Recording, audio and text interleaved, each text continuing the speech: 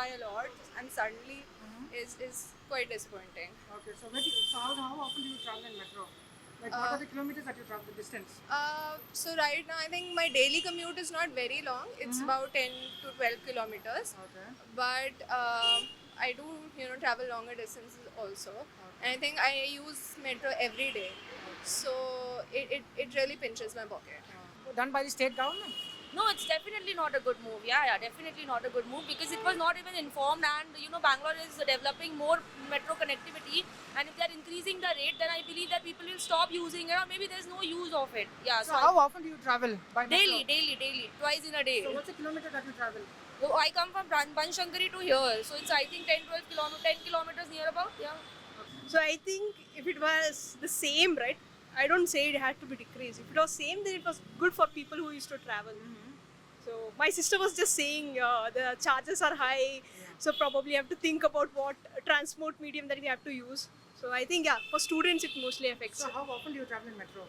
It's less for me because I have my office cab.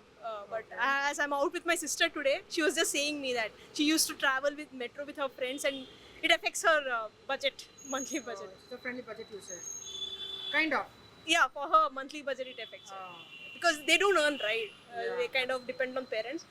But always, right? Anything increase, we always think it should decrease. That's the mindset. So That was actually very surprising because I didn't expect this sudden hike in the prices. It was quite disappointing because we weren't given any prior information, and even now we don't know why the hike is, what's the reason for the hike and everything, and that was a little disappointing. And I really hope the prices reduce because it's almost double of what we used to have. And it might cause a lot of difficulty for the people who really use the metro, and they're all not really what do I say, well off. All those people might face a lot of difficulty because metro was very helpful. I could go to Jayanagar all the way till there every day because of the metro. I usually ನಮ್ಮ ಅಭಿಯಾನಕ್ಕೆ ನಿಜಕ್ಕೂ ಕೂಡ ಕೈ ಜೋಡಿಸುವಲ್ಲಿ ಮಹಿಳಾ ಹೋರಾಟಗಾರರ ಸಂಘಟನೆಯಿಂದ ಮಾತನಾಡ್ತಾ ಇದ್ದಾರೆ ವರಲಕ್ಷ್ಮಿ ಮೇಡಮ್ ಅವರು. ಮೇಡಮ್ ನಮಸ್ತೆ. ನಮಸ್ಕಾರ ಮೇಡಮ್, ನಿಜಕ್ಕೂ ಕೂಡ ಮೆಟ್ರೋ ರೇಟ್ ದರ ಇದೆಯಲ್ಲ, ಕೇಳ್ತಾ ಇದ್ರೆ ನಮಗೆ ಆಶ್ಚರ್ಯ ಆಗತ್ತೆ, ಒಂದ್ ಕಡೆ ಬೇಸರ ಆಗತ್ತೆ. ಜನಸಾಮಾನ್ಯರು ಹೇಗೆ ಜೀವಿಸಬೇಕು ಮೇಡಮ್ ಈ ಒಂದು ಸಿಚುವೇಶನ್ ಅಲ್ಲಿ? ಹೌದು, ಖಂಡಿತವಾಗ್ಲೂ ನಿಮ್ ಮಾತನ್ನ ನಾನು ಒಪ್ತೇನೆ. ಇದ್ದಕ್ಕಿದ್ದಾಗೆ 50% ಅಷ್ಟು ಅದರ ಟಿಕೆಟ್ ದರವನ್ನ ಹೆಚ್ಚಳ ಮಾಡಿದ್ದು ಯಾರೂ ಕೂಡ ಇದನ್ನ ಒಪ್ಪುವಂತ ಮಾತಲ್ಲ. ಇದೆಲ್ಲರನ್ನು ಖಂಡಿಸ್ಲೇಬೇಕು. ಆದ್ರೆ ಒಂದೇನಿದೆ ಅಂದ್ರೆ, ಜನರ ಕೊಂಡುಕೊಳ್ಳುವ ಶಕ್ತಿಯನ್ನ ಹೆಚ್ಚಳ ಮಾಡದೆ ಜನರಿಗೆ ಆದಾಯವನ್ನ ಹೆಚ್ಚಳ ಬರುವಂತ ರೀತಿಯ ಯಾವುದೇ ನೀತಿಗಳನ್ನು ಕೂಡ ನಮ್ಮ ಸರ್ಕಾರಗಳು ರೂಪಿಸಲ್ಲ. ಜನರಿಂದ ಕಿತ್ತುಕೊಳ್ಳುವಂತ ಯೋಜನೆಗಳನ್ನ ಮಾತ್ರ ರೂಪಿಸ್ತವೆ. ಇವತ್ತು ಮೆಟ್ರೋದಲ್ಲಿ ಕೂಡ ಒಂದೇ ಇದು ಆಗ್ತಾ ಇದೆ. ಸೇಮ್ ಟೈಮ್ ಆ ರೀತಿಯಲ್ಲಿ ಆಗಿದೆ. ಸೊ ಈಗ ಇದಕ್ಕೆ ಮುಖ್ಯ ಕಾರಣ ಏನು ಅಂತ ಹೇಳಿದ್ರೆ, ಈಗ ಮೆಟ್ರೋ ಇದೆಲ್ಲವೂ ಕೂಡ ಕೇಂದ್ರ ಸರ್ಕಾರದ ಅಧೀನದಲ್ಲಿ ಬರ್ತದೆ. ಈಗ ರಾಜ್ಯದವರು ಕೇಳಿದ್ರೆ ಕೇಂದ್ರದ ಅಧೀನ ಅವರು ಕಮಿಟಿ ಮಾಡಿದ್ರು, ಆ ಕಮಿಟಿಯ ರೆಕಮೆಂಡೇಶನ್ ಮೇಲೆ ನಾವ್ ಇದನ್ನ ಮಾಡ್ತಾ ಇದೀವಿ. ಮೆಟ್ರೋ ಇನ್ವೆಸ್ಟ್ಮೆಂಟ್ ಗೆ 50% ಅನ್ನ ನಾವು ಶೇರ್ ಮಾಡಿದೀವಿ ಅನ್ನೋ ಮಾತನ್ನ ಅವ್ರು ಹೇಳ್ತಾ ಇದ್ದಾರೆ.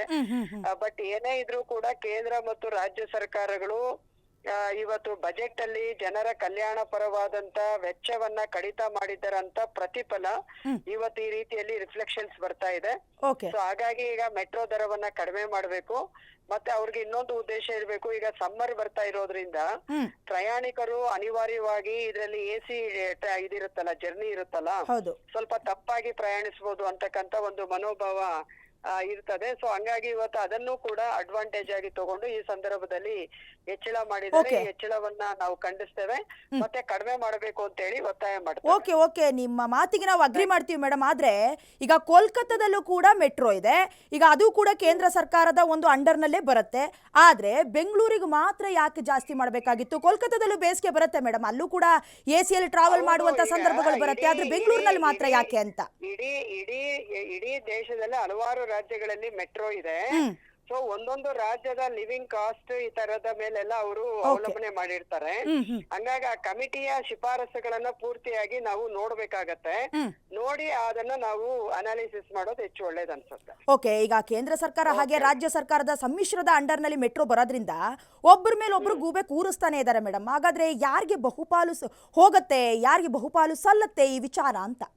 ಈಗ ಒಂದು ಮೇಡಮ್, ಈಗ ಕೇಂದ್ರ ಸರ್ಕಾರ ಮೊನ್ನೆ ತಾನೇ ಬಜೆಟ್ ಮಂಡನೆ ಮಾಡಿದೆ. ಆ ಬಜೆಟ್ ಮಂಡನೆ ಒಳಗಡೆ ಟೋಟಲ್ ಆಗಿ ಜನರ ಮೇಲಿನ ವೆಚ್ಚ ಅಂತೇಳಿ ಬರುತ್ತೆ ಬಜೆಟ್ ಅಲ್ಲಿ. ಆ ವೆಚ್ಚದಲ್ಲಿ 2% ಅನ್ನ ಟೋಟಲ್ GDP ಯಲ್ಲಿ ಕಡಿತ ಮಾಡಿದ್ದಾರೆ. ಅದ್ರ ಅರ್ಥ ಏನಂತ ಹೇಳಿದ್ರೆ, ಜನಸಾಮಾನ್ಯರಿಗೆ ಕೊಡುವಂತ ಸಬ್ಸಿಡಿಗಳು, ಜನರ ಕಲ್ಯಾಣ ಕಾರ್ಯಕ್ರಮಗಳಿಗಾಗಿ ಉಪಯೋಗಿಸುವಂತ ಹಣವನ್ನೇ ಅದರಲ್ಲಿ ಕಡಿತ ಮಾಡಿದ್ದಾರೆ. ಓಕೆನಾ? ಸೊ ಅದರ ರಿಫ್ಲೆಕ್ಷನ್ ಅಂತ ನಾನು ಹೇಳ್ತಾ ಇದ್ದೀನಿ. ಅದರ ರಿಫ್ಲೆಕ್ಷನ್ ಈಗ ಬರೀ ಇದು ಮೆಟ್ರೋ ಅಲ್ಲ, ಎಲ್ಲವೂ ಹೆಚ್ಚಳ ಆಗುತ್ತೆ ನೋಡಿ. ರಾಕೆಟ್ ಟೈಪ್ ಹೆಚ್ಚಾಗುತ್ತೆ. ಅದೇ ಹೆಚ್ಚಾಗಿದ ಕೂಡಲೇ ನಾವು ರಾಜ್ಯ ಸರ್ಕಾರಗಳನ್ನ ಟಾರ್ಗೆಟ್ ಮಾಡ್ತೀವಿ. ದೂರದಲ್ಲಿ ಇರುವಂತ ಸರ್ಕಾರವನ್ನ ನಾವ್ ಯಾರು ಪ್ರಶ್ನೆ ಮಾಡಲ್ಲ. ಈಗ ಕರ್ನಾಟಕ GST ಸೆಕೆಂಡ್ ಪ್ಲೇಸ್, ಹೌದಾ? ಮತ್ತೆ ಇವತ್ತು ಅದ್ರಿಗೆ ಕೊಡ್ಬೇಕಾದಂತ ಪಾಲನ್ನ ಕೊಡ್ತಾ ಇಲ್ಲ. GDP ಒಳಗಡೆ ಇಡೀ ಇಂಡಿಯಾದಲ್ಲಿ ಕರ್ನಾಟಕದ್ದು 8.2% GDP ಕಾಂಟ್ರಿಬ್ಯೂಷನ್ ಇದೆ ಕರ್ನಾಟಕದ್ದು, ಆಯ್ತಾ? ಆದ್ರೆ ಕರ್ನಾಟಕ ಜನತೆಗೆ ಅದರಿಂದ ಸಿಗ್ತಾ ಇರುವ ಲಾಭ ಏನು? ಆತರ ಎಲ್ಲ ನಾವು ವಿಮರ್ಶೆಯನ್ನ ತಗೊಂಡಾಗ ಇವರು ಒಟ್ಟು ಏನಿದೆ ಜನರಿಂದ ಕಿತ್ತುಕೊಳ್ಳುವಂತ ಯೋಜನೆಗಳನ್ನ ರೂಪಿಸ್ತಾರೆ ಹೊರತಾಗಿ ಜನರಿಗೆ ಕೊಡುವಂತ ಯೋಜನೆಗಳನ್ನ ಯಾರು ಕೂಡ ರೂಪಿಸಲ್ಲ. ಆ ರೀತಿ ರೂಪಿಸುವಾಗ ಅದು ರಾಬಡಿ ಅಂತ ಹೇಳಿ ಲೇವಡಿ ಮಾಡ್ತಾರೆ. ಓಕೆ, ಅದು ಕರೆಕ್ಟ್ ಅಲ್ಲ ಅಂತ ನಾವ್ ಹೇಳೋದು. ಓಕೆ, ಈಗ ಮಾಡ್ಬಿಟ್ರೆ ಸರ್ಕಾರಗಳು ಈಗ ಮಾಡಿದ್ರೆ ಮೇಡಮ್, ಈಗ ಮಧ್ಯಮ ವರ್ಗದ ಕುಟುಂಬದವರಾಗಿರ್ಬೋದು ಅಥವಾ ಜನಸಾಮಾನ್ಯರು ಏನ್ ಮಾಡ್ಬೇಕು ಮೇಡಮ್ ಈಗ? ಅಲ್ಲ, ಅದನ್ನೇ ಹೇಳ್ತಾ ಇರೋದು. ಜನರಿಂದ ಕಿತ್ತುಕೊಳ್ಳುವಂತ ಯೋಜನೆ ಇದು ಅಂತ ಅದಕ್ಕೆ ಹೇಳ್ತಾ ಇರೋದು ನಾನು. ಓಕೆ, ಧನ್ಯವಾದಗಳು ಮೇಡಮ್ ನಮ್ಮ ಜೊತೆ ಮಾಹಿತಿಯನ್ನ ಶೇರ್ ಮಾಡ್ಕೊಂಡಿದ್ದಕ್ಕೆ.